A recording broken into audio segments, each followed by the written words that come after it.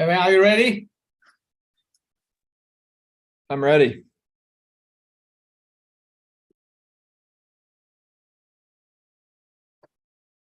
Okay, good morning, good afternoon, and good evening. Welcome you to the World River and the Delta System Source to Sink webinar series. This is Paul Liu from North Carolina State University. Today is our great honor to invite Dr. N Dethier from Bowdoin College come here to talk about the major global river and what's going on, the rapid change or mainly reduction of the suspended sediment flux. And so is a multi-decadal monitoring with the satellite imagery. That's a very interesting topic. So before I introduce Evan, as I mentioned before, since August 2020, 2.5 years ago, we started this talk series. So far, we have already had 133 talks. All those talks are archived on our YouTube channel. Please feel free to use them as your research and for teaching purpose. At the same time, we also have a Twitter channel, Source to Sink. We will announce all kind of talks and a conference or new publication. So you're welcome to follow us on Twitter. It's Source to Sink. So next Wednesday, November 2nd, we will have Chen He from China University of Geoscience come here talk about significance human modification of the lower Arkansas River sediment budget. So this week and next week, we will talk about the source, sediment flux. And as I mentioned, even the chair Bowdoin College, currently he's a visiting assistant professor there.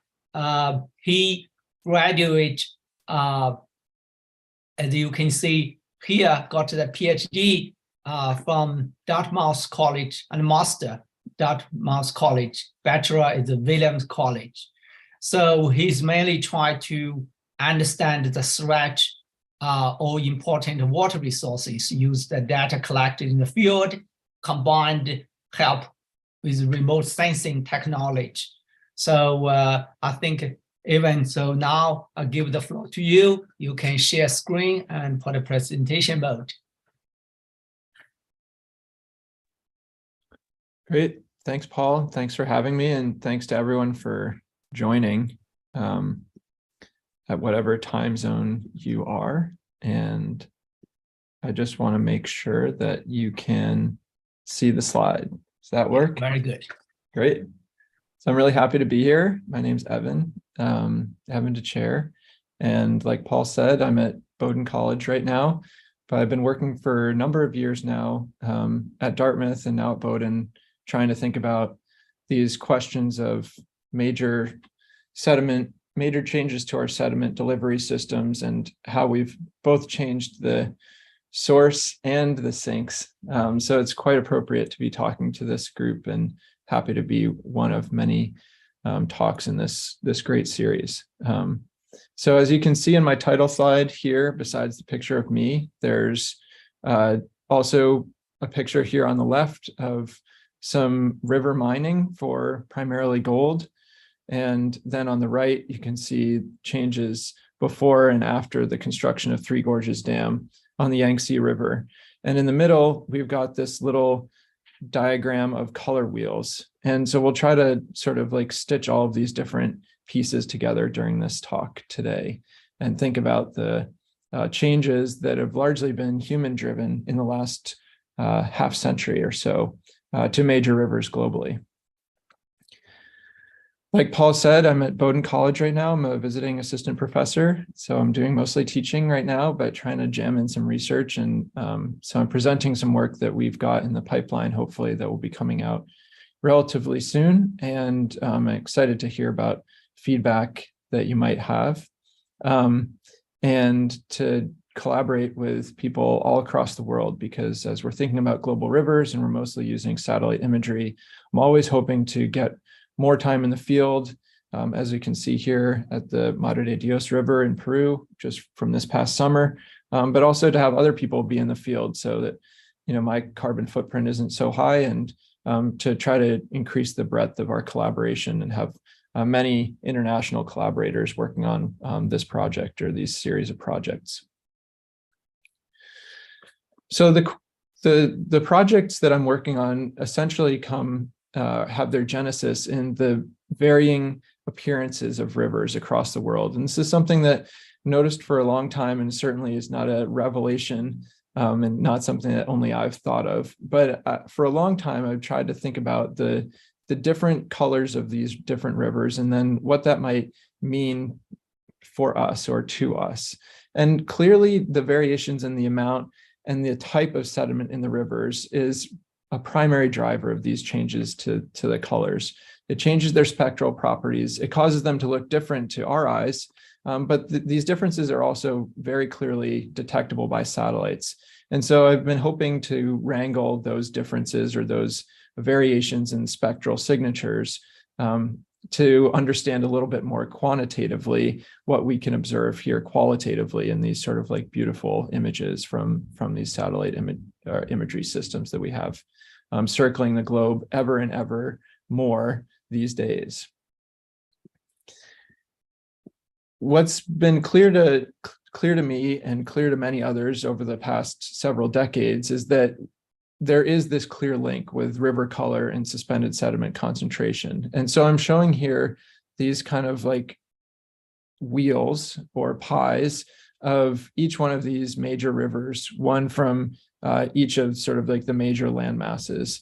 And as you can see, the color changes throughout the year. Each one of these little pie sections is a given month of the year, and starting with January at the top, and then wheeling all the way around to December at the other side.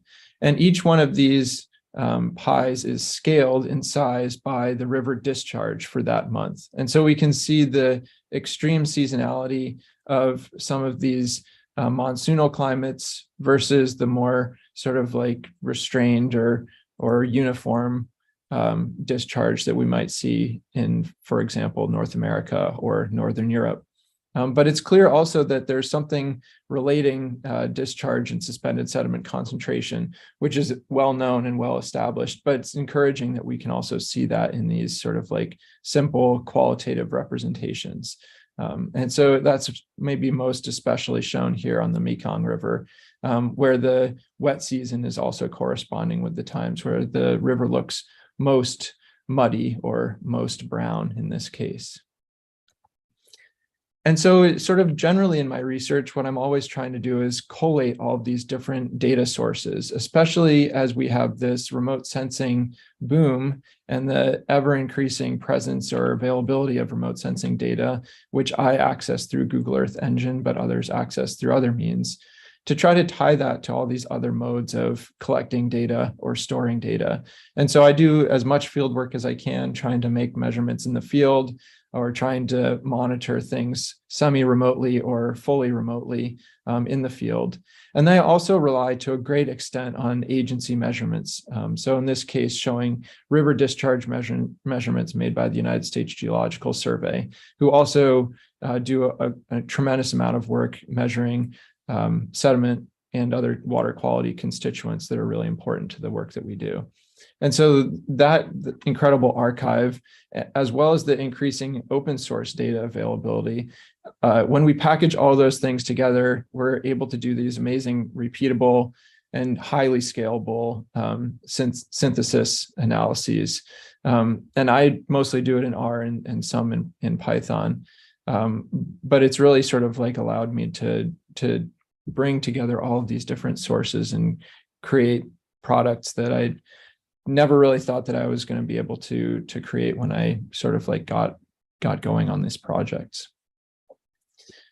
The genesis for me really was thinking about Tropical Storm Irene. And so when I started my master's project in Vermont, I had just come from teaching in central Vermont, and the first day of my teaching there pretty much was this big tropical storm that people were mostly worried about on the coast, down a little bit farther south in New York and Connecticut. But as it turned out, Tropical Storm Irene was kind of a dud as far as hurricanes go in coastal impacts, but it was enormously impactful farther up in the mountains, in the headwater streams and rivers of Vermont and New Hampshire and New York and Massachusetts in New England. And the now iconic photo from Landsat, the NASA's Landsat satellite, showing the sediment plume coming down to the Connecticut River outlet here into Long Island Sound, showed essentially a completely uncharacteristic sediment transport event. And I really wanted to know about this event, about how it was manifested differently in the headwaters versus farther down in the outlet.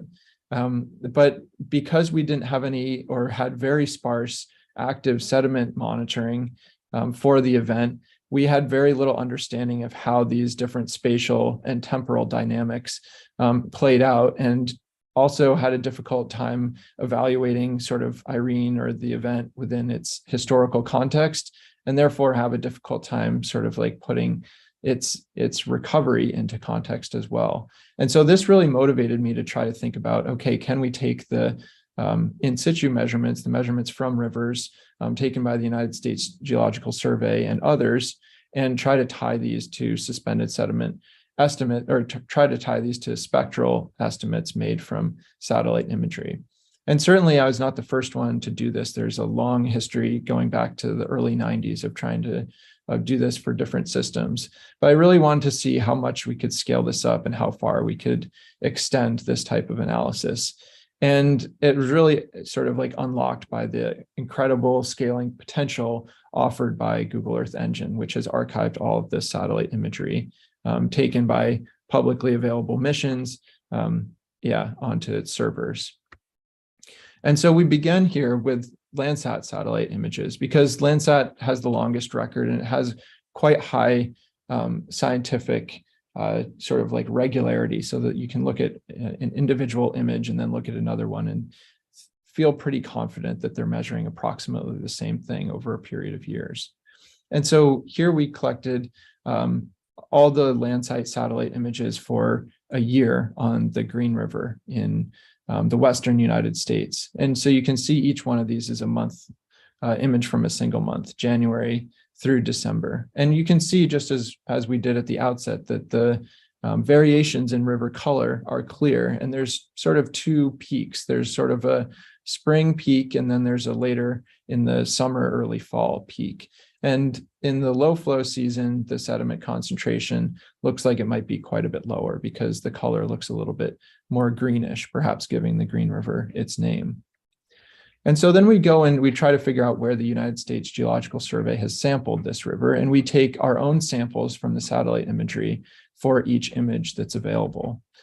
And then we tie those to the actual samples that here a USGS scientist is taking from that river. And so he's walking across, taking the sample, helpfully walking in our little ring of sampling area.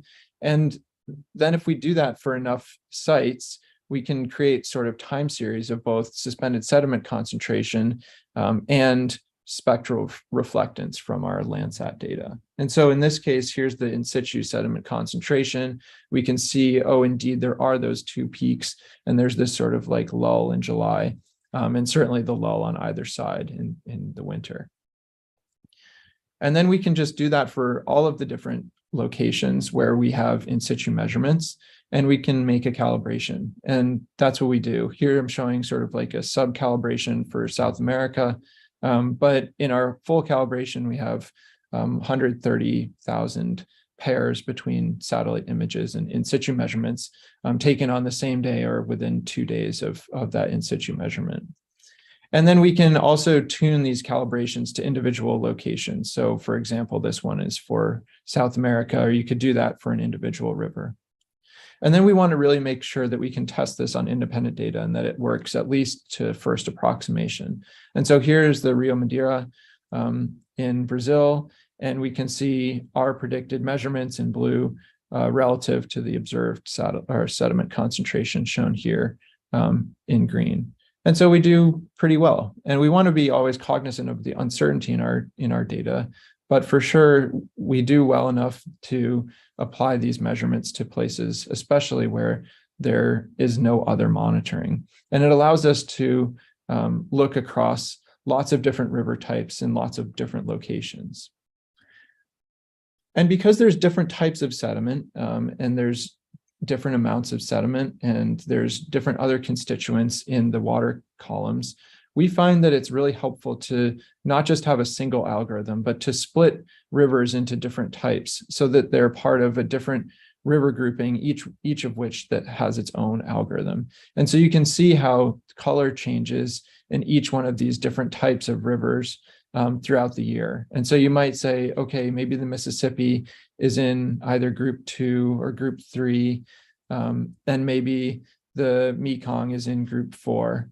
And as a result, you're able to get a better calibration or a better prediction for suspended sediment concentration than if you just grouped all of these into a single pot and then tried to apply this sort of like global algorithm. But when we do that, we're able to actually do quite well, and we're able to predict pretty well for rivers across the globe. And so this work is part of a project that we did for JGR Earth Surface, and then just published this year in Science as well, our focus on 400 of the world's largest rivers. And so because many of these rivers have no monitoring records, we really felt as though there was quite a bit of value add, even with the uncertainty that we have with the satellite calibration, because there's uncertainty in situ monitoring as well. And especially if you have sparse in situ monitoring, having this ability to look over time, in this case, take potentially 1,000 or 2,000 samples of a given river over a 4-decade period, you really are able to maybe move the needle and increase our understanding of how these rivers work. And so we just looked at the large rivers that are detectable by Landsat satellites, which are 60 to 90 meters wide or greater. And in this case, we used rivers that are greater than 20,000 square kilometers as sort of like a rough threshold to just look at rivers greater than that. And you can see that the number of samples that we get is generally quite good. In the average, it's 650 samples per river, but some rivers, because of Landsat path overlap or because of low cloudiness in those regions, have many more samples than that. And each sample is actually an average or a median of all of the pixels in that river in that region. And you can see that the number of pixels that we might sample for a given spot increases with river width approximately. So the wider the river, the more samples, the more pixels we get to sample to create sort of like an average so that we're not relying too much on an outlier point here or there.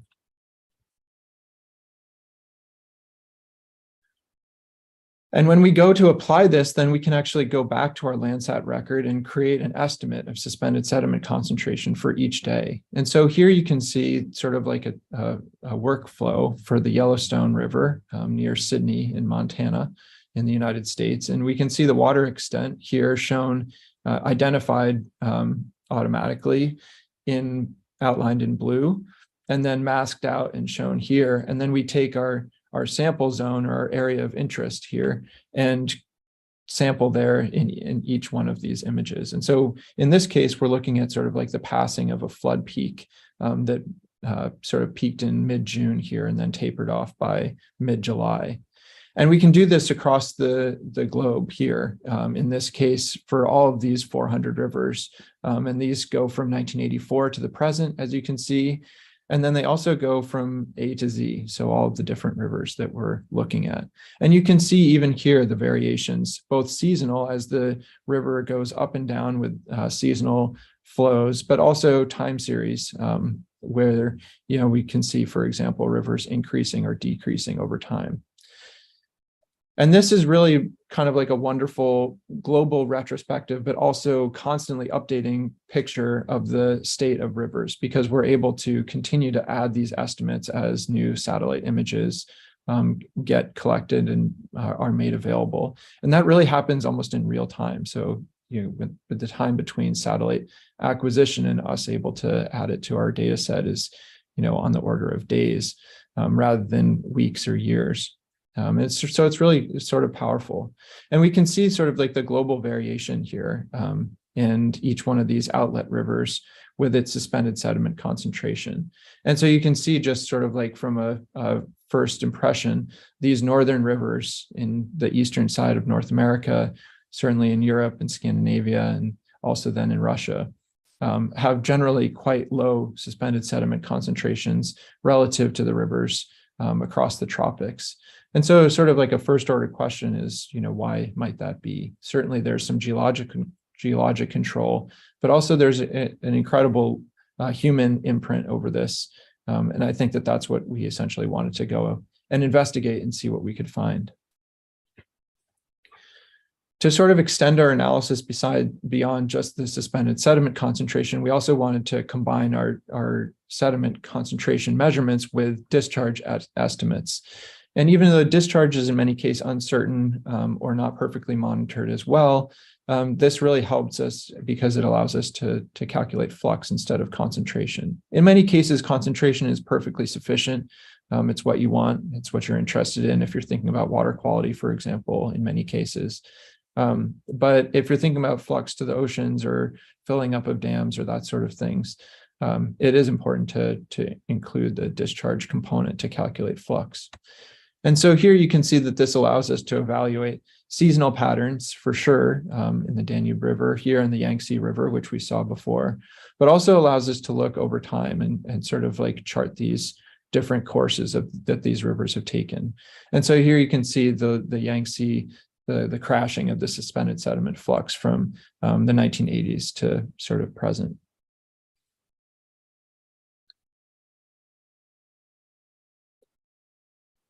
And despite the imprint of sort of humans over these different rivers, there certainly is some natural variability, both in seasonality and the timing of river flux peaks that gets preserved. And you can see that because these rivers are sort of like grouped by their month of peak sediment flux. And the colors are relatively consistent in different regions. So you can see where the monsoonal climates are important or where the seasonal melt is important and that sort of thing that is preserved despite the human influence. But in many cases, that human imprint is quite profound. And here, just to sort of like highlight both an example of that human imprint and also to show sort of that our methods work reasonably well, we're showing several rivers that were the Mississippi, it was included in our calibration, but these three rivers from China were not. And we do quite well at reproducing these. And what's really interesting is looking at the decline in suspended sediment flux in each one of these systems. The Mississippi going from, in the mid 400s of megatons per year down to its sort of approximately 120 megatons per year now, and similar declines in these other systems as well, which are largely tied to dams. Though in China, to be sure, there's a strong influence of changing land use practices, especially towards soil conservation, that also is playing a major role in these observed trends. And when we scale up to the globe, we can see that the primary signature of the 20th century globally is sediment flux reduction due to dams. And so we estimate that it's reduced to 49%-ish of pre-dam levels, certainly on the order of a halving relative to what it was before these dams were built primarily in the mid-20th century. And of our rivers, 240 of them, so a little more than 50%, have at least one major dam. Many of them have many major dams that really have a profound influence on that sediment flux. And of the ones with dams, 187 of those have a decreased sediment flux relative to pre-dam. So really showing the impact of these dams. And we can see that these declines are particularly pronounced in the sort of northern hemisphere rivers. And in particular, in the recent period, there's been, despite, in general, the flux declines slowing in the later part of the 20th century and early 21st century, continued declines in Europe and Eurasia since 1984, 19% down, and then certainly also in Asia, particularly in China, with a 34% reduction since 1984. And this makes sense if we look at those two locations, those two general regions. There's been an increase in, or a continued dam building in those areas relative to, for instance, North America, where dam building essentially ceased in the late 1980s. And we haven't really built any major dams in that period. However, rivers in the south of the equator, south of, in this case, 20 degrees north latitude, are not yet thoroughly dammed. And so we can see that these rivers, or these land masses, particularly South America and Oceania, don't have a terribly large reservoir capacity in volume as a percent of the annual discharge. So looking in sort of like the 8 to 9 or 10% of the annual discharge from those continents can be contained within reservoirs, relative to North America and Eurasia, where we are actually able to trap something like 40% of the annual discharge in our reservoirs. And we can see that there's actually a pretty strong relationship between this reservoir capacity, how much of the annual discharge can be trapped in reservoirs, with the changing sediment flux that we observe 2020 or present versus pre-dam. And we can see there that South America and Oceania are in the close to or above the pre-dam suspended sediment flux, and all these other land masses where there's been quite a lot of dam building are quite a lot lower as well. And so what this sort of sets up is a global divergence in suspended sediment flux changes. And what we see is this pattern of the rivers that are above sort of 20 degrees north latitude are in general on a relatively strong decline. And this is just 1984 to 2020, not looking all the way back towards the pre-dam period.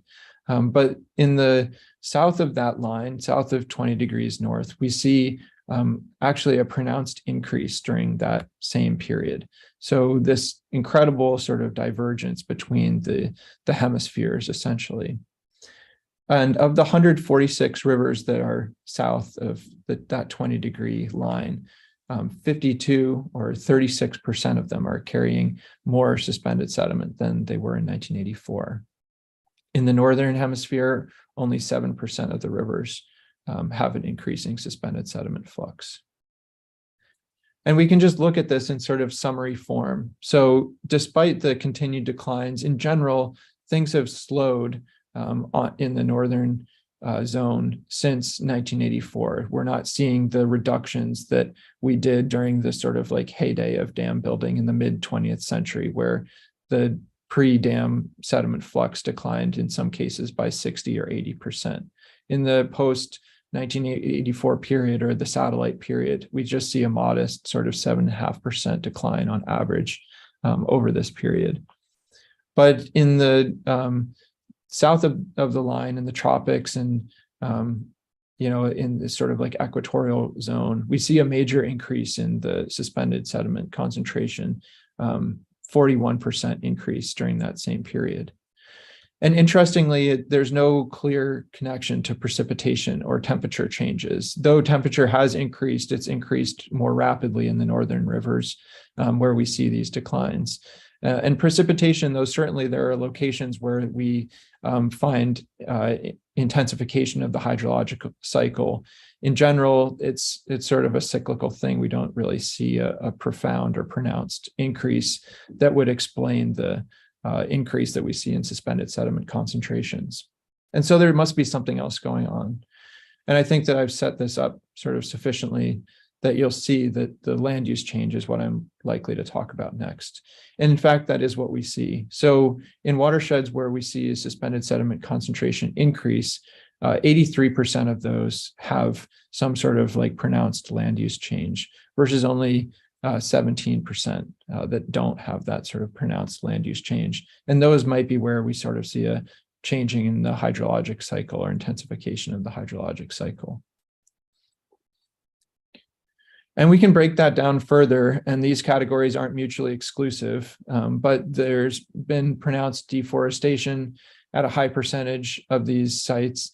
There's been pronounced gold mining at many places or other types of mining for precious minerals. There's been sand or aggregate mining at another relatively robust subset here shown in India, but also quite common in other places around the world, Bangladesh, Chile, Colombia, etc.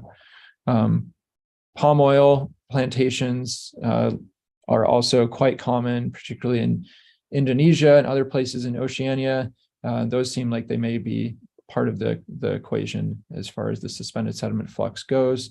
And then sort of like a grab bag of other agricultural practices that don't include palm oil, here shown in Madagascar, where there's been sort of runaway erosion for a variety of reasons since the mid-20th century.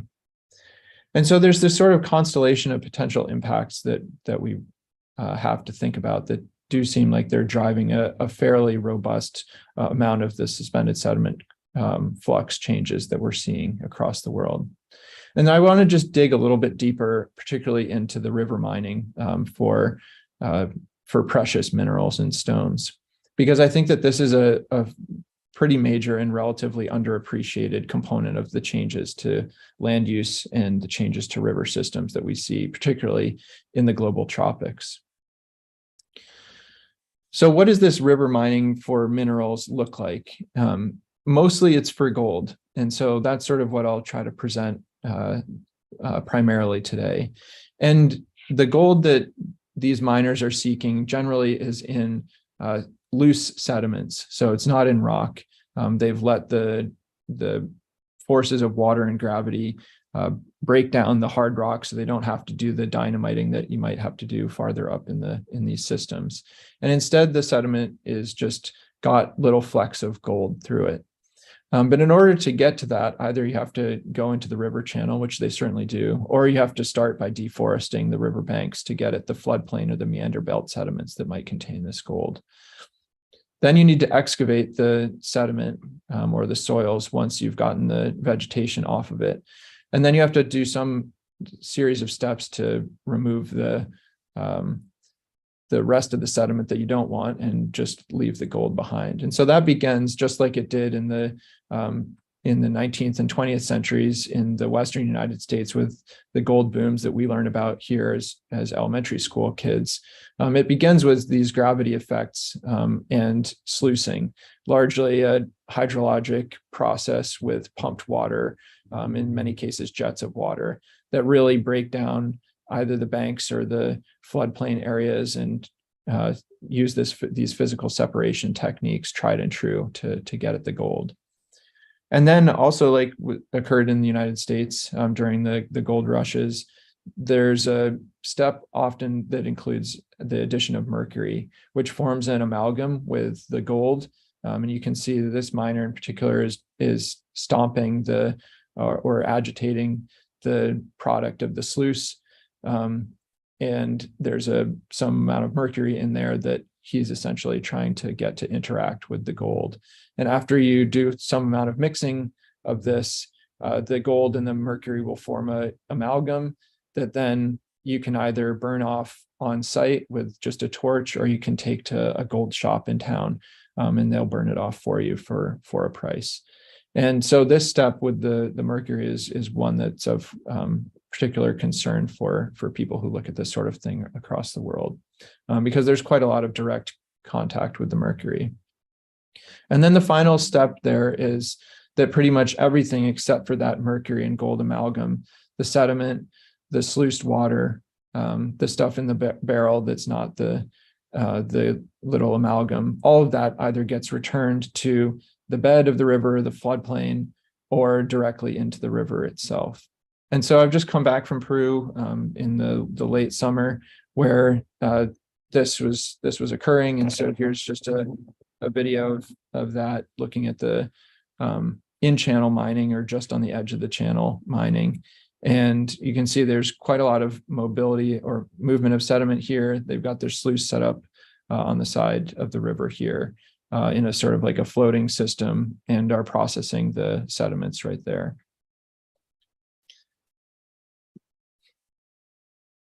It's sort of hard to capture the scale of these projects, but it's also hard to sort of like think about what these tropical systems have are altered to. And so we have partners in Peru who are trying to think about the recovery of these systems after they're abandoned, or once the gold is gone and the miners have moved on. And so here we're trying to think about the how much or how to revegetate this now sort of like sandy plain that's been in many cases stripped of all the fine materials that would be good substrate for vegetation. It doesn't have any shade any longer, and so is subject to incredible sun, beating sunlight particularly during the dry season, and is just a really difficult place to regrow and recover. And these areas are in many cases just wide swaths of the forest. So here's also in Peru, in Madre de Dios, looking at the belt of mining in this meander belt. The stream that sort of used to run through here was only about this wide. You can sort of see the stream like meandering off to the right side of the image there. And so before the mining came through, there was no ability to even see the stream from an image like this. It would just look like forest. And so this landscape is deeply altered, and trying to think about how to regrow or repurpose the landscape is a major task. The effects, of course, also are transported downstream, and that's what we've spent a fair amount of time thinking about in the last couple of years. And so here we're looking at a before and after image, satellite image of mining in Madre de Dios, and looking at the Inambari River in this case. And the changes that we can see in this plot on the right occur pretty much immediately after mining begins. And in this case, the onset of mining is shown by the vertical dashed line in each image. And so you can see that the changes in many cases are quite profound, in sort of the order of magnitude increase in some cases, and are also virtually overnight. And the sort of fascinating component of this is that this is very much a global phenomenon, that alluvial mining, especially for gold across the tropics, is pervasive in many river systems. And so here I've undertaken to map as many of these systems as I can, and there's more than 400 individual mining zones. Those aren't like mining pits, it's like a whole zone where there might be mining occurring. And you can see here that they're largely looking for gold. In this case, there's primarily looking at these gold zones, with some amount of mining for diamonds, particularly in Angola and the DRC, in Africa, and then in some places nickel in New Caledonia and Malaysia and other places, particularly in Oceania. And so this is just a really difficult challenge, trying to think about balancing the economic benefits of these operations with the immense costs, both socially, but also then to conservation goals or to ecosystem services, and trying to think about these systems sort of like in a holistic long-term way. And this mining has really accelerated recently. So the scale and the scope of the problem has really taken off in the past few decades. And we can see here that in many cases, it sort of takes the same form that it was what we looked at in Peru, with strip mining or mining pits in these tropical zones around these meandering rivers where miners are trying to exploit the former deposits of a river and get at what's in there. And here we can see the sort of like the cumulative amount of, or cumulative number of mining sites globally. Certainly in many of these cases, there were centuries or millennia of mining in these river systems. And also there's for sure a major mining boom during particularly the period of like greatest colonial rule or occupation in Africa in particular, but also elsewhere. But recently, the rate of new mining areas has definitely accelerated to a point where these systems likely haven't seen this type of mining before, and certainly we haven't seen this pervasive level of mining across the globe before. So I'll give some examples here. Here's another place in Myanmar. And just looking at sort of like the pre-mining state to the present and how things have changed both from a deforestation perspective, but also in the rivers themselves. And on the right, I'm showing the same river, same location, our attempts to sort of estimate the changes to suspended sediment concentration during that period. And so we can see the changes are quite dramatic, and they also are such that even downstream where this river runs into the Chindwin River, which is quite a large river, there's a significant contribution of suspended sediment that colors that river yellow, where before it was just green. It's also pretty key to think or to look here that agriculture was relatively robust in the 1980s in this area. So you can see around the river there that there was quite a bit of agriculture underway or going on without nearly the same changes. So the intensity in the floodplains and in the rivers themselves of mining, of river mining is a whole different thing altogether, as far as we can tell. And so we can construct these sort of like time series of suspended sediment concentration for rivers all across the globe. And so here's a subset of 12 rivers in Africa, looking at, instead of the time series, looking at the changes to sort of like the monthly average suspended sediment concentration relative to a reference, either from that river before mining began or from a different river nearby where there is no mining. In most cases, we're able to look before mining began at these systems because mining is relatively recent. And you can see that the changes have really either accentuated existing seasonal patterns or have basically drowned those out or overturned them even in some cases. So even during the previously like low season or where there wasn't too much suspended sediment concentration for a muddy river, now those seasons are also quite muddy in the mining period. And on the right here, we can see just a few more examples of what this might look like. So here's rivers running out of Angola into the Democratic Republic of the Congo. In Angola, they're primarily doing diamond mining along these streams or in these streams. And you can see where these rivers mix with rivers that have minimal mining. And that sediment really adds to the total sediment load of those rivers. And similarly in Senegal and Mali, in these transnational rivers are quite complicated. And here's just a zoomed in image of that. We can see new mining begun just in the 2010s. So in the last 10 or 15 years has really transformed this sort of like borderland area. And it's quite a complicated issue with lots of migration and certainly many other geopolitical factors that need to be taken into consideration when thinking about how to address the challenges here. And the mining that we measure is largely of on these main channels, but you can see in this image from Indonesia, there's actually like just a tremendous amount of mining that also happens in these headwater streams that we can't detect with the Landsat satellites because of the resolution. We estimate that that's likely extending the number of river kilometers that we estimate are affected by something like 5 to 10 times. Clearly, the geomorphic effects of these rivers is outsized, right? Especially these smaller rivers, but even the mid-sized and major rivers where we've got direct excavation in the channel and the floodplain. the geomorphic effects may be quite pronounced. And just to show a few more images here with going to Venezuela and Brazil, back to South America, where we began.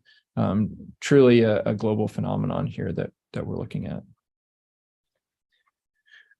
In aggregate, river mining has increased the suspended sediment concentration by just a tremendous amount, and on many, many more rivers than I think people think about. So 5 to 7% of all wide tropical river reaches, something like 35,000 kilometers of river, and that's a major river. And again, we think that might be between 5 to 10 times higher when you consider the small rivers that we can't look at with Landsat satellite.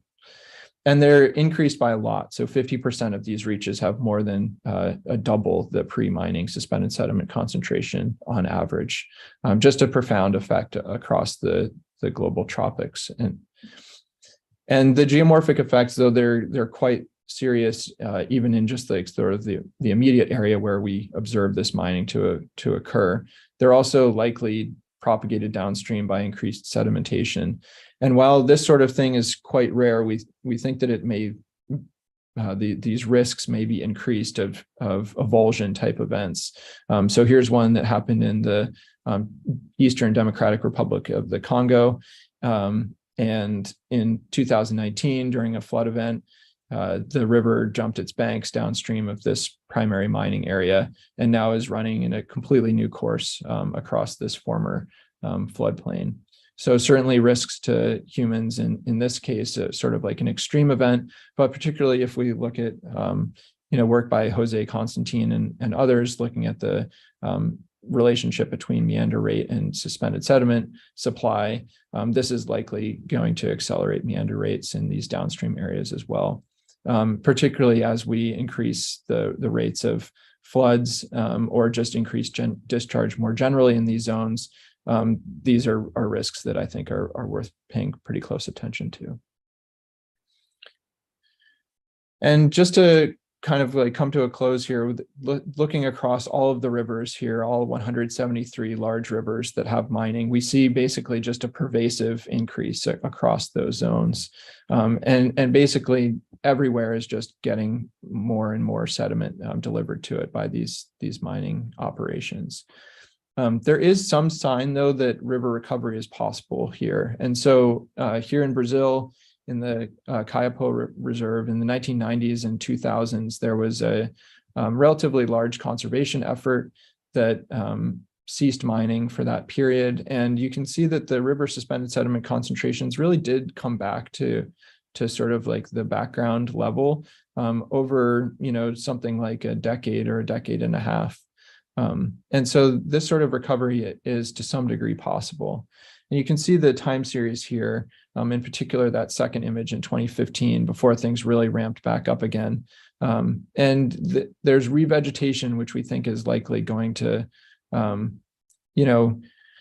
stop the sediment flux from sort of like its unmitigated travel into the main rivers. But the revegetation is sort of incipient at best, and certainly could be described as pretty weak in this case. Very different, likely quite scrubby vegetation.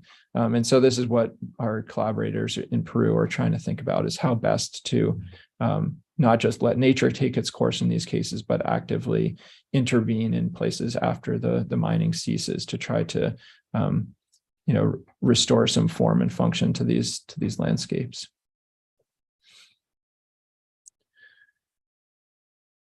It's a big challenge, though. And for now, just to summarize here, I'll bring it back to thinking about the Northern Hemisphere rivers, where we've seen the continued sediment flux decline.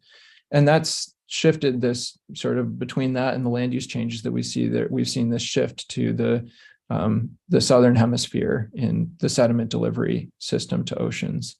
But I really do want to sort of like bring that back, because we're thinking about these systems that in many cases have proposed dams for the Southern Hemisphere rivers. And so these rivers are sort of, in major, in sort of like a period of major change in both directions potentially. And so trying to think about the ways that we can help inform those those decisions using satellite data, using continued in situ data. That's really the goal going forward. And hopefully the outcome of this work is to help make those decisions with a little bit more data behind it. With that, thanks so much again for having me, and I'm happy to take any questions. I mean, this is a fantastic, fantastic talk. Particularly, I mean, the method you are using make it possible for us to understand the global scale, to get a big picture, and also the cost. That's so amazing. You get the mineral mining, the impact to the different region, particularly in the South Hemisphere. That's a fantastic. That's great. Okay, we have a couple of questions. So first of all, Eric. So do you want to unmute yourself? You can unmute yourself. You can talk. Or Evan, you also can read from the chat room. Yeah, can you hear me?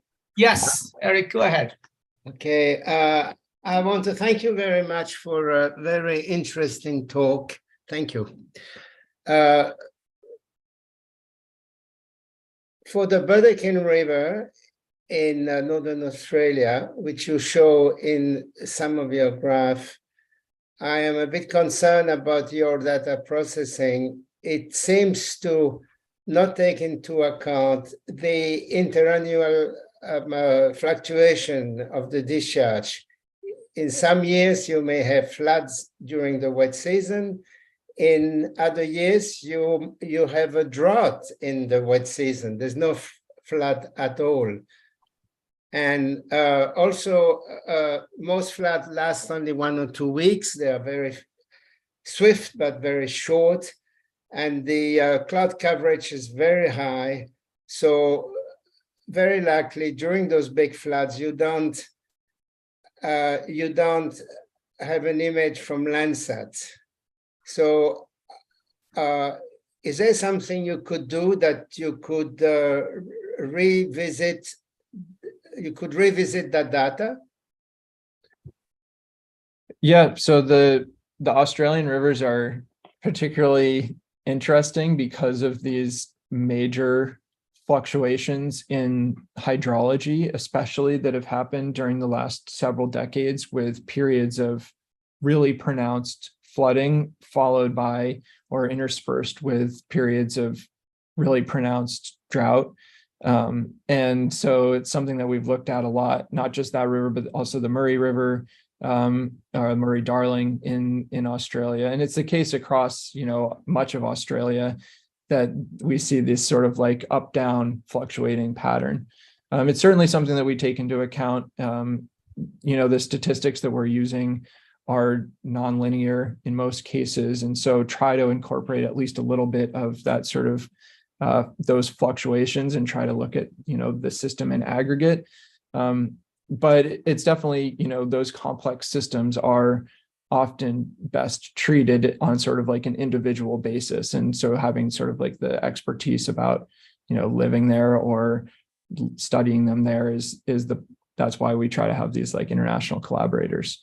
I will say to the cloud issue, again, that this is a major concern with the satellite remote sensing method, is that cloudy days tend to be rainy days, tend to be interesting days sedimentologically. We try to do our best to pare down that by creating monthly estimates that don't therefore overweight the times when we have more images, which is when things are generally drier and running clearer. But it's always something that we're incorporating to our process, trying to think about the different changes and how the seasonality and how the interannual variations play into it.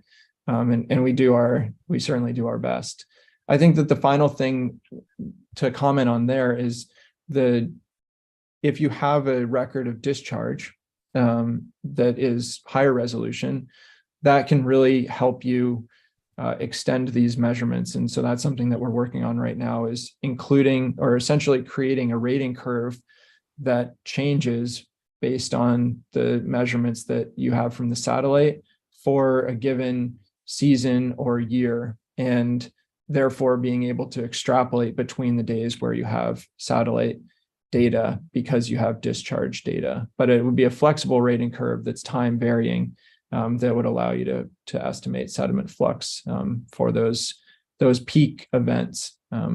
Yeah, thanks for the question. And I do not, I think to your other question, I would have to go check about the Mara River. It's not on top of mind, so I'd have to go and look into it. But thank you. Okay, thank you. Okay, next question, Shu Ye. Do you want to ask or do you want to, even you can I can read it. Yeah, I see it. Yeah, thanks, Shuya. The question is basically trying to think about whether the satellite images can look deep into a river channel where you might have more suspended sediment farther down. And our calibration is for depth integrated measurements. And so we're trying to essentially incorporate those variations implicitly within the model, but certainly rivers where there's a different Rouse profile or suspended sediment profile through the system are places where it can be a challenge to use this method. So yeah, that sort of like bed load, suspended load interface where it's quite different from sort of like the rivers in our training data set. Yeah, we probably do a little bit worse than we would otherwise. Thanks for the question, though. Okay. And anybody else? So even I have a question. I mean, this is a fantastic data set. How long will it take for you to process one image? Like let's say we get Amazon, downstream Amazon. So that one set of image. How long will it take? A couple hours or minutes or? Yeah, seconds. I mean, once we have the image, yeah, that's kind of hard part because then you have to sort of like, okay, get rid of the clouds, identify the water, all those different steps. So the image has to sort of be in its correct form for the sort of like pipeline. But yeah, it's quite straightforward. The thing is that, and this is like also going to Eric's question as well, is trying to think about, how representative is that one image of the system? And so that's why in many cases, we try to sort of like extend the window of analysis and try to look a little bit more broadly. Okay. But in many cases, like for the Hurricane Irene image that sort of like motivated this whole thing that I started with, there was just that one image of that really notable flood. And so we would just do it on that one. Yeah. And try to figure out as much as we could from it. Yeah. Okay.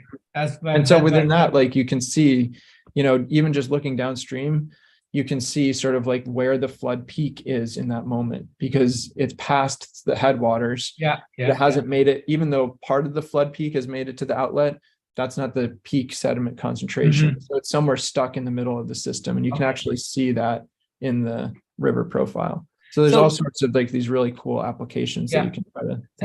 That's exactly, I mean, because now you can calibrate sediment concentration. Is there any collaborator try to do, for example, some like a carbon or some kind of primary production or any other biochemical parameter, to hook up? That would, if certainly something can come out. Certainly people are trying to do that. That's not my expertise yet, but I'm hoping to just kind of like keep building on this and keep trying to make it better. It's tough. The sediment has when there's a lot of sediment, has a really strong signal. Similarly, like when there's a big algae bloom or something, that has a really strong signal. And so sometimes trying to piece apart those can be a challenge, but it's definitely something that we're thinking about. Okay. And I have more questions. I will wait to the end. Okay, Jane, you have a question? Yeah. Okay. Thanks for your presentation. It was wonderful, really. I just a very simple question. I was wondering if you have compared your sediment fluxes with J.R. Sivesky's data.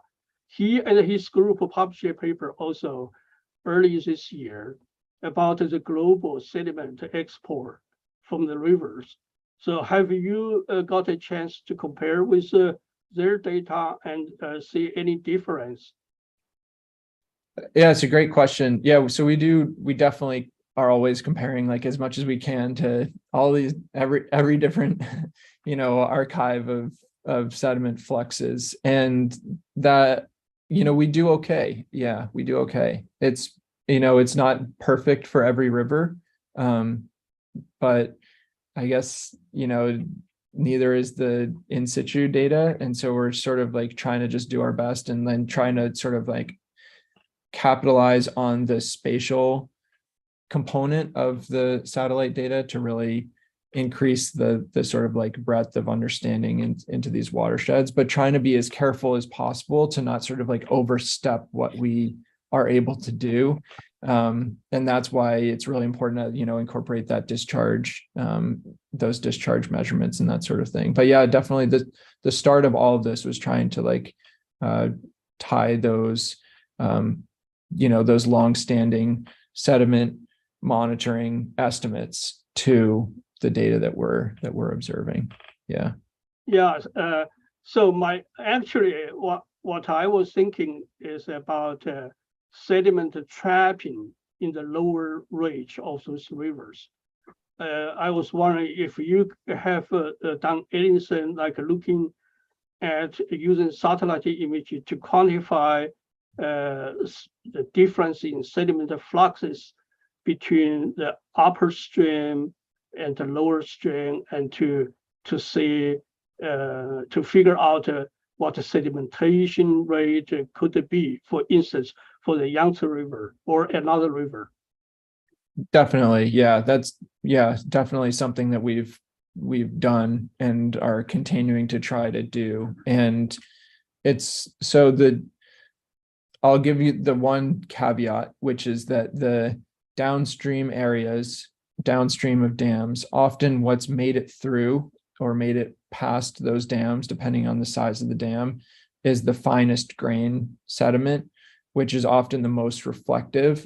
And the stuff that's been trapped is the heaviest or the densest sort of like sand silt grains, which are often the least reflective. And so we see in some cases a little bit of a bias directly downstream of dams. It's really great though, because we know that that's there, and that allows us to try to correct for it.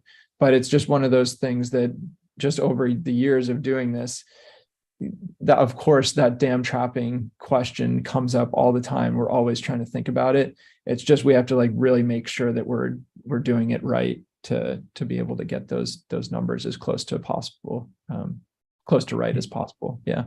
Thanks for the question though. Yeah, it's great. Thank you. Mm-hmm. Evan, anybody else?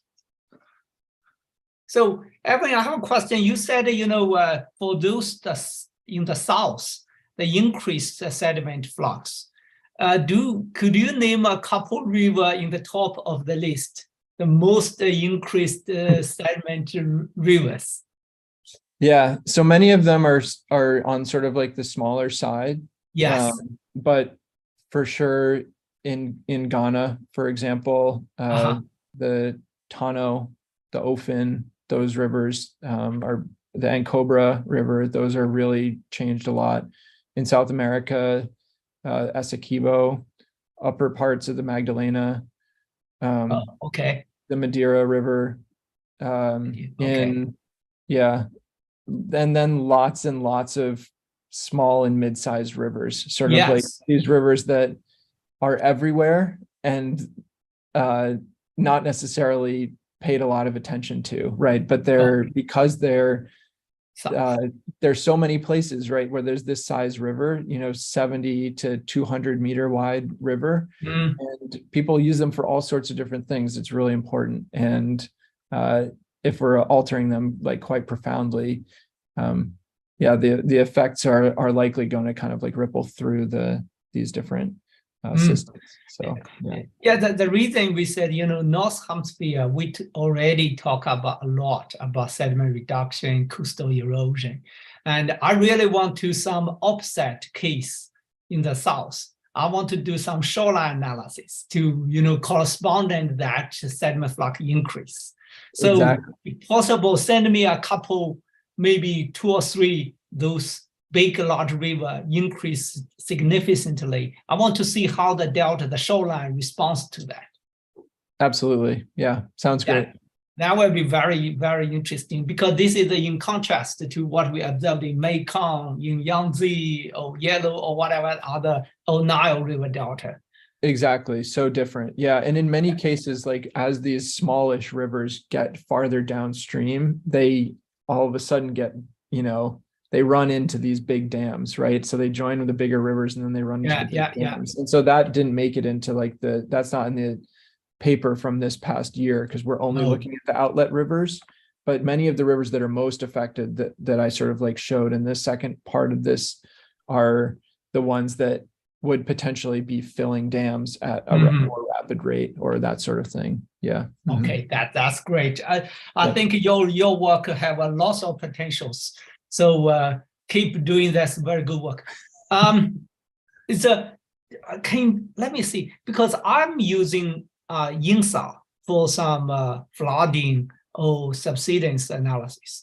So is the INSA also able to do similar work or different? Which kind of remote sensing data you're using? I'm using mostly Landsat. Landsat, okay. But now also Sentinel.